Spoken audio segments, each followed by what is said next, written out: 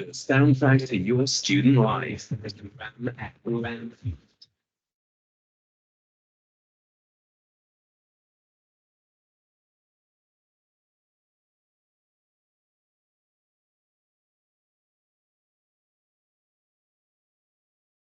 Listening to Ram Bradford Student Radio. Hi, everyone. As a woman, I love to see a woman grow and, of course, to become a force to reckon with. In the University of Bradford, we've decided to have a chat with people who have inspired us in one way or the other. And my guest today explains every letter in the world of inspiration. Naseem Shah is my guest today. She is a member of the Parliament, House of Commons, Bradford West, and also she is the Shadow Minister for Crime Reduction for the government. Nasha, as she's fondly called, was born in Bradford, spent some part of her life in Pakistan, and came back to the UK. And she has been making history. How are you doing today, Nas? Hi, I'm super well, thank you. If my iPad stays still. It Yeah, will be. It will be. So yeah, good. no, I'm really, really well. I'm enjoying the weather and I'm not looking forward to it. It's raining in a couple of days, Yes. so yeah, it's all good. So can you introduce yourself? What's your name? What's your role? Cynthia, how long have you been doing this? Because your energy levels are amazing. I've been doing radio for 7 to 10 years. I mean, it's something I did in Nigeria before I came Okay, here. cool. Well, I'm really, really pleased to be here. So thank you for inviting me and thank you for having me here. So my name is Naz Shah. I'm the Member of Parliament for Bradford West. I have been for 8 years now, Wow. and I have so I've won 3 elections, and I'm the Shadow Minister for Crime Prevention. I have been the Shadow Minister for Community Cohesion, for Women Inequalities, been a member of the Home Affairs Select Committee, and I've done quite a well. My day job is really in London, but I'm really pleased to be back here in Bradford West today. So yeah, I'm here for the weekend. So it's nice to be here. I mean, being a member of the Bradford West, do you have any involvement with the university? Yes, so I met with Paul Rogers and Shirley Yeah. Congdon when they were in London a couple of weeks ago to celebrate the 50th anniversary of the peace studies. And that is something that really super excites me because we're a world, we're a world lead in that subject. Hmm. And what somebody said to me, I think it was Paul Rogers who said that at the time when they set it up, I remember Thatcher saying that Yes. why do we need peace studies? Yes. So and now to be an established kind of, world renowned peace study. So that's a real source of pride for me and for all of Bradford. It's also the university is a source of pride because it's the best one nationally, internationally ranked for welcoming international students. Mm. It's also top of a list there in terms of social mobility. So Bradford punches above its weight, but always Mm. punches above its weight, and the university is no different. So I'm really, really proud of my support from the university, my support of the university, and we now have Rani. So we Yes, we have do. a chancellor of Chancellor. BC who are amazing women, and when women lead, it's like you said, when women lead, things happen. Things happen. I mean, as a woman, what has been, no, I mean, as an MP, what has been your greatest achievement in Bradford? Well, we've managed to secure £20 million for Oh, from the Levelling Up Fund from the first round for Bradford, and that will be targeted at Squire Lane. As a member of Parliament, I've managed to change the law in terms of the COVID legislation, the urgent legislation. I've worked on all party parliamentary groups. We've defined Islamophobia, which is a big issue for us. So we did that in 2019. We've had the Labour Party adopting it, unions adopting it, the Scottish Labour Party, the SNP, the Welsh Labour Party, all of them, bar the government, I might say, the serving government in Westminster. So and the Lib Dems.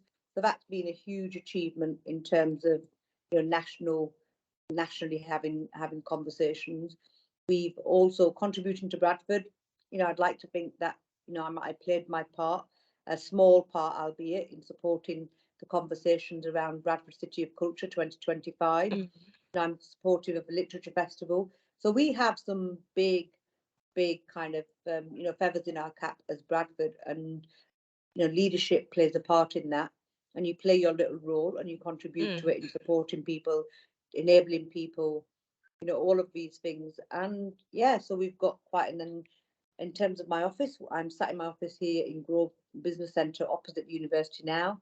I have an amazing team who deliver for my constituents, where whether that's immigration issues, whether there are all lots of different technical issues. And they, we have casework. We are very busy with casework, so we contribute to those conversations. And politically, I contribute to the fact that I exist, the fact that I'm here challenges the the status quo of politics being a man's place and a man's world, and it challenges all of that. So there's and some of those things you can't measure. Leadership is not something you see the cultural shift, and that's what I'd like to think I'm contributing to. Amazing. I mean, you spoke about the stereotyped thinking about politics has to be a man's world. And I feel like every time I see or I hear about you or I read about you, that's what comes to my mind. Like, this is a woman that has definitely broken all these glass ceilings and all. And I'm so proud of you. Well done. So Thank you. Another thing, or part of the reason we're having this chat is to get students, especially female students, to be involved in politics. I feel like a lot of undergrad MSc students also don't actually feel like they can make a difference.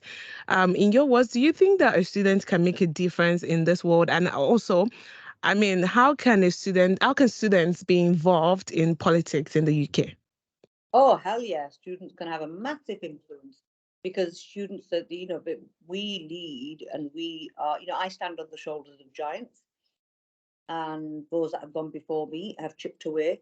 So I chip away at that glass ceiling, at the issue of, equality in society. And students are the ones that are coming up. So they've got to carry on that baton, right? They're the future holders. Yes. They're the ones that will be leading the charge to make the world a fairer place. So it's important that we, and students have, I don't get time to keep up to the trends. Students have that up-to-date knowledge, that research, that ability. I'm really proud that in my office I've got two recent students, or two of them are still doing postgrad degrees. So I'm really proud of that. I'm proud that I have internships from people who have just in between studying. So we encourage that learning, and I think students play a massive politically influential role. And we can't, and Bradford in particular is the youngest city in the whole of Europe. So, being the youngest city, we have a responsibility for our young people. I have a responsibility to make sure that we are projecting that voice, and voice is literally woven into policies for the future, our manifestos, etc. All of these things are super important. So yes, there is nothing. I welcome student support as an individual. The Labour Party does, and the country and the leadership needs that voice of young people. So how students can make a difference, and were they are they as political as what they were in the past? Yes, because, and the reason I know that they're more political is because they see the shenanigans that go on, because they're super informed. They see the shenanigans going on just this week, and instead of us dealing with the cost of living crisis, instead of us dealing with the mortgage crisis, we've got we're consumed with Boris Johnson and him resigning, and Nadine Dorries not getting a flipping peerage. It's just like and people can see that, and those students, this informs where their direction of travel is politically, and it's making a mockery of our democracy. It's making a mockery of our institutions. He's directly attacking our democratic institutions and our norms and our laws, and that is painful for us to see, but it's also there for students to see, and they can make informed choices, because then it inspires people to make sure that the reason why people come into politics, I'd like to think, is to make it a better place, to make the world a better place, and to rebuild trust between politicians and our constituents. And I think students see that. That's the that kind of ignites that passion for people to want to be a part of it. Hmm. I wanted to ask, let's go back to you. And at what age did you join the Labour Party? And I mean, at what age did you start politics? And because I'm trying to encourage every student out there to know that they can definitely do it. What age did you join? And at that time, what was key for you? I mean, what inspired you to want to be a politician? And also, um, was there any challenges when you wanted to join?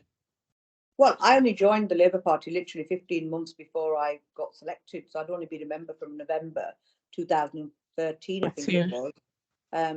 2013, I joined the Labour Party because a dear friend, Abby, who since passed away, Abby Rayman, he used to be a Unite activist, a union person, and he said, you've got to be in it to win it. And I thought, Mm, okay, I'll contribute locally, and so joined the party. And then when it came up, I beat George Galloway. I wasn't in terms of politics with a small p. I've been politically engaged since my mum went to prison and was locked up and treated differently because she didn't have there wasn't equality in the legal justice system. There wasn't equality when it came to women and women of color. true. And women can be battered all for 20 years and just snap and kill somebody. She'll go to prison for a lot longer than a man who's been beating a woman for 20 years and then in one of those beatings kills her and then gets off with, in those days it was literally, well, his wife was nagging him so she killed him. The kind of inequalities, and that we've come a long way in terms of domestic violence, but we've Mm. still got a way to go because we're still losing two women of every week to the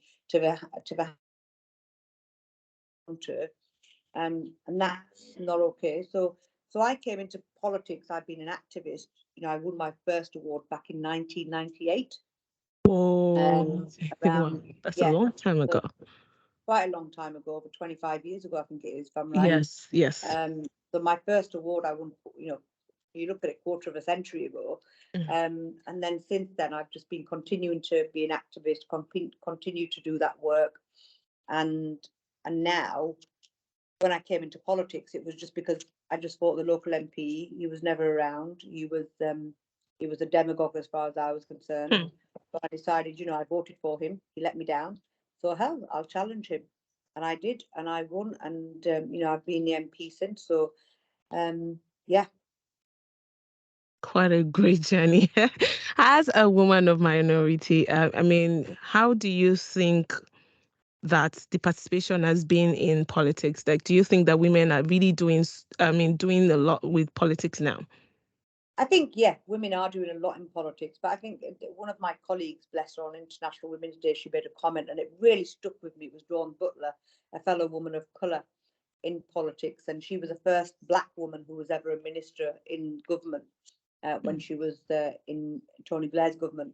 And what Yeah. she said, we will achieve equality when mediocre women will be celebrated like mediocre men are celebrated.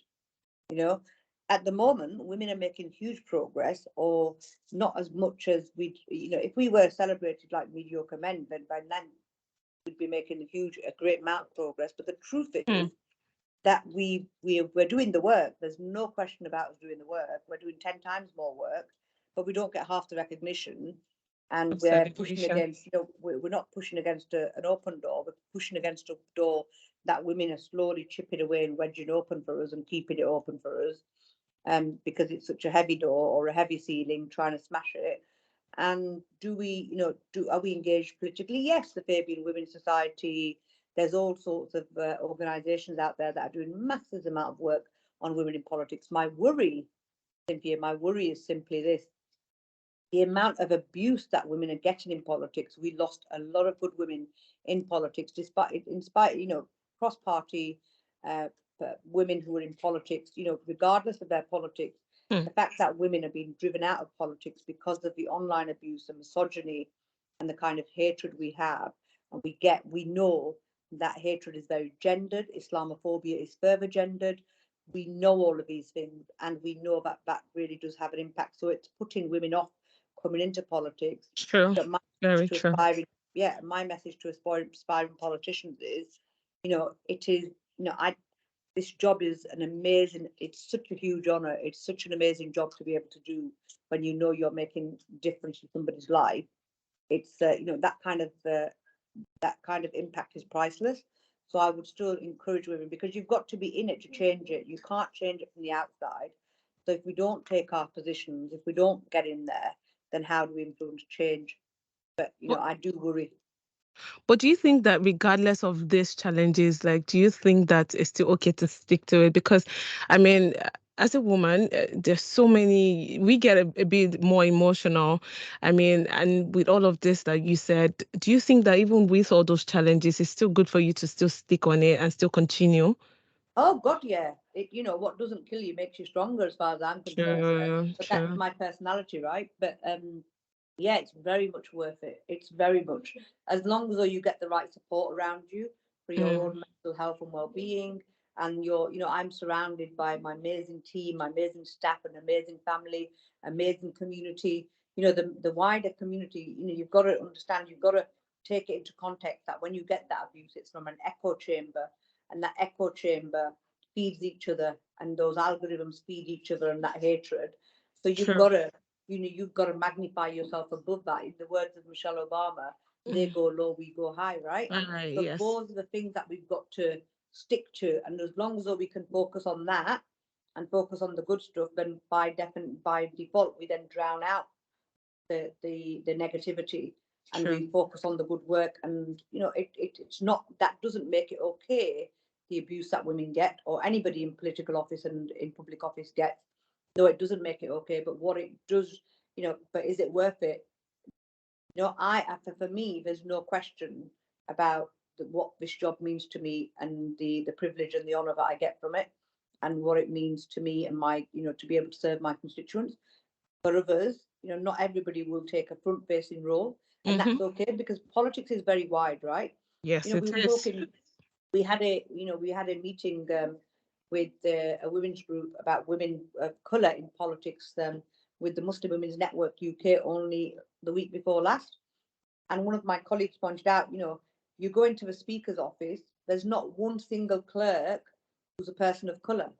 There's not Hmm. a single, there's not just the clerks in Parliament, on the select committee, all of Yeah. these people that help make politics work. We have to have representation there as well. So politics isn't just about being a politician.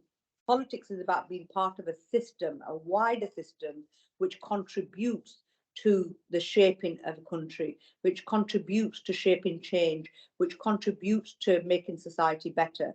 Because it's not the politicians on their own that do this. There's a Mm-hmm. whole system, and that system is the one that has to be influenced. So if we all became politicians, who's going to do the background work, the politics, the Mm. small politics, the research, the influencing, the lobbying, the think tanks? We need people, women, in all those spaces.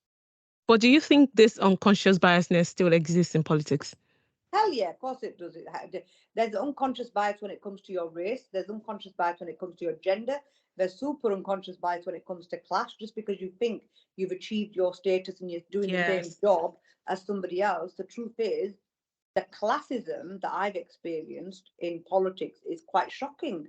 It's Mm. very shocking. And it's not because people are bad. It's not because they even realize they're doing it, because it's so subconscious and conditioned. People are conditioned having a certain expectation of what a politician is. And Mm. what a politician is, the idea of a politician is a white male who's been to Eton, Yeah. or he hasn't been to Eton, he's been to, and he has a nanny, or it's a second job, and they're, but from even 100 years ago, just when we got the right to vote, even then, what were the pictures? If you look in Parliament, you look around, often you have to remind yourself of the pictures, and they were all white men, and they weren't Mm. just middle class men, they were upper class men. So in 100 years from, just over 100 years from when we got the right to vote, we have changed that significantly. We've got more black MPs in than we've ever had, people of Oh, colour. good. We've got more Muslims in Parliament now. We've got It's 14 fine. Mm. on our side. But does that reflect society? And there are still unconscious biases which exist everywhere. But it's about us to be able, if you're not there, you're not going to be able to challenge it. You're not going to be able to push it back. You're Yeah. not going to be able to change the system. And that's what the purpose is. You have to make those systemic interventions to be able to say, guys, this is what we need to do, right? You've got to be in it to win it, right? Yeah, I think I just learned from what you said. You have to be in the system to be able to change it. If you're not there, Yeah, nothing can be done. Very nice one. absolutely. Thank Absolutely. you so much, Nas. Let's talk about you as the current Shadow Minister for Crime Reduction. Do you have any policy that you're keen to change? Oh, God, yeah. So I've just been working on trying to, so we've made a commitment to half knife crime. Yes. As so we know that it's a, there are issues around knife crime across the country. So we really, I'm keen to be able to unpick some of that. And so one of our Labour MPs did a review a couple of years ago into this, and as a result of that, we had the first violence reduction unit in the country, which was in London, set up by the Mayor of London. And after that, the government, because it's working so well, the government have set up now, there's 12 violence reduction units to look at young people. Because I was speaking to a judge at the Old Bailey a couple of weeks ago, I think it was last month, and they said, they literally said, all her cases are children. 80% of her cases within the Wow, M25 that's so sad. are children killing children. And I think there has to be a cultural shift in how we see these young people, and we see them as children, not as a person, an individual to an individual. We need to see them in the context of children and safeguarding. And that's something I want to contribute to. I really want to contribute to, the recommendations from the Children's Commissioner was looking at a Sure Start version. So we have a proud history of Sure Start because the Labour Party, we set up Sure Start, and that really made an impact on young people. Do we need something similar for teenagers? Because that transitioning period of time, I've got an 11-year-old who's going into upper school in September. I've got a child who's just finished her GCSEs, and I've got a child who's starting university in September. So all of these challenging times for young people, and the world has changed. So their challenges are now in an online space, about a whole kind of body image, about a whole kind of bullying, about whole having to be ahead in terms of social media. There's two worlds they're navigating now. There's the online world and the real world here that we inhabit. What do we do to empower them, to give them resilience to be the best human beings they can be, and not be victims of crime, and not going to have that vulnerability where they can be groomed into county lines. We know we've got a cost of living crisis. We know we've got poverty. We've got, children who have been raised in poverty. What is it? What does that look like? And I would argue very much, and we need an intervention that supports a family in a holistic way. Because if parents are having to do 2 jobs and 3 jobs because of 0-hour contracts, because of Yes, all these things, then what happens to to the building children. resilience within nurturing in the home? And Sure Start gave that Sure Start literally to children in, under a Labour government. Now I'd like the same to carry on for teenagers, to enable them to have the resilience and to feel empowered, to have there's no shortage of aspiration amongst young people. There's no Sure. poverty of aspiration. There's no poverty of intellect. The poverty is of the structures to enable us and enable our young people to achieve what they need to achieve and reach that goal. So that is where we need to be focusing on. And at the moment, we've had 12 years of cuts. And, I don't want to get political in this but hell, I need a Labour government. Yeah. Yes, you do. But how are you actively involved in politics and still actively involved with your kids? I mean, you just said you have a child that's going to the university, you have an 11-year-old, you have another one that just did GCSE. How are you juggling this? Because I have one baby and I still don't know this role, this motherhood role. I'm still not getting it. But I mean, how do you juggle being this amazing? With great difficulty. With great difficulty. So my children, I am super blessed with all three, and you will get. There's no handbook that comes with being a mother, is there? And Yeah. being a single parent with 3 children, it's not easy. But then I have an amazing, I have an amazing family who are supportive, and I have beautiful, amazing children who get it, who understand why I'm so passionate, and they share that passion. So they see it, they recognize it, and that's half the battle, because they understand why you're, it's like this. This on the 30th of June, I was, we've got a fun day. We've got a fun day of at his school, and it's his last one for year 6. So the question is, do I move my diary? And actually, my mum's going to attend it with him. Oh, And do okay. the morning session, parents' evenings, and all of those things. Because in Parliament, we're working till 10 o'clock on a Monday, 7 o'clock on a Tuesday, 7 o'clock on a Wednesday.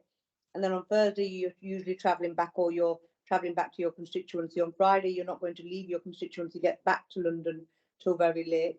And there's some weekends in the constituency, some weekends in London. So it is, as women, women do what women do. We I don't organise. know how we find that energy, but I don't know. But yes, yes, We you can. organise, it's like military precision. Mondays are pasta days because I'm not home till late, so you can feed yourself. The air fryer really helps, as long as the Italians put something in the fridge. Yes, It's all of these little things. You still have to do the uniform on a Sunday night. You still sure. have to do the washing on the weekend. You've got to manage it. You just learn, don't you? You've just got to be really, really. And women are amazing at it. I Yes.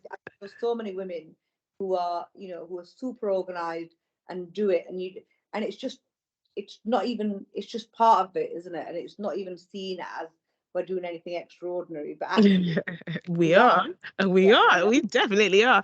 But I mean, do you take them to travel with you, or what do you guys? Okay, so let's say a NAS is not working. What do you do for fun with your kids, and how do you unwind with them?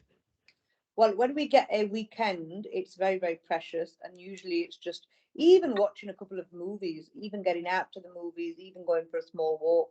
You have an attitude for gratitude, I'd like to think, whereas you cherish every minute and you cherish every moment. And we and this sounds terrible, but even the 4 hours journey back to London on Sunday will be a time where we can have a real chat, because I've got 3 children, 4 of us in the car, Oh and that wow, that's 4 hours together, right? So that 4 hours yes. together becomes that catch up time, and we go Hmm. around, each one of us, and have a really good conversation about what is them, how are they at the moment, how is school, how is exams, how is, my little one just went on a residential, so we've Wow. not had chance. So we'll be talking about that on the way back on Sunday. It's his first ever residential he went to, so he That's was big. building wraps and all the rest of it. So yeah, you've got to just take the time what you have and just Mm, make the most of it. amazing. You're doing so well. So my final question, as a woman of minority, from a minority background, what would you tell your younger self? I know you've said a lot about it in this interview, but I mean, just give me like a recap of what you think that, how would you want to advise your younger self? I mean, would you want to encourage your younger self to be as amazing as you are right now? I think my younger self, I'd say read more. I didn't read enough. I mean, I wasn't conditioned to read. I didn't have a parent reading books to me on a night. I think if I could go back in time, I'd read more to the children and make time for that. I'd also read much more and learn much more through books. At the moment, these last couple of years, I've been getting better at reading, because all we read is policy documents, we read emails, we read all of that. So there's not a time when you're not reading during the day. You're reading every time. But actually, to take time out and have focused reading, that Mm, would be really, really good. And I'd also, somebody advised me and they said, look, it's a marathon, not a sprint, but you do burn the candle at both ends. And mm-hmm. if I could go back, I'd be get I'd have I'd have made sure that I was concentrating a bit more on me and my health as much as I am doing now, because I've had the first few years I was very, very, but I was just saying, and I don't want to jinx myself, but this is the first year where I've not, or the second year, sorry, since COVID. I think in COVID I was hospitalized, but I've not been hospitalized. Usually I get to a stage where I get an infection or something, or something happens, or I have nerve issues, then I end up in hospital for a stint. And the burnout is quite, and I need to be a bit more careful about that, and I need to get more balanced. And I wish I'd have concentrated on that and I think I've done well in, teaching my kids how to do it. But I have to note that I haven't done it as well. So I definitely read more, and I really really want to, even at it's my big 5-0 this year, and I really really want to get back to Yay! Wow, I'm so excited that you're smashing it. Oh, congratulations on Big 5. Oh, that's big. Thank you. 2 months away yet, but yeah, I'm there. Yay, let me be the first to wish you a happy birthday in advance. Thank you Thank you. Thank so you. much for taking out time out of your very busy schedule to speak with us. And I'm sure that every student out there will be encouraged, especially every female student out there will be encouraged. I mean, you've done this and you're really kicking it. And yes, we're so proud of you. Thank you, Nas, for Well, chatting thank with us. you. And any of your students listening and feeling, inspired, or any wants to join the Labour Party or join the Students' Union and get politically active, please do. My office is only literally across the road from Bradford University, and there's the amazing team are here all week. But yeah, if there's anybody who wants to ever have a chat, or any of your, student politics, you want to get involved with, we've got a general election coming up next year. Yay, If you want to be yes. a part of, changing that landscape politically, then please get in touch and do, because the Labour Party, we need everybody's support to help us win the next election. How can we get involved? Well, you can join the Labour Party, you can get involved with your students' union. Okay. You can get involved with different unions in across Bradford. There's lots and lots of ways you can get politically active. It's like I said at the beginning. Politicians are only, you're only as good as a team, and we're only as good as how many volunteers we can get, you know, to help us campaign, especially in marginal seats. Taking a day out, the amount of students that are helping us when we won Batley and Spen, we had students going over from Bradford, we had students coming over from the whole country, taking a day out and just going door knocking. And that really, really, really helps.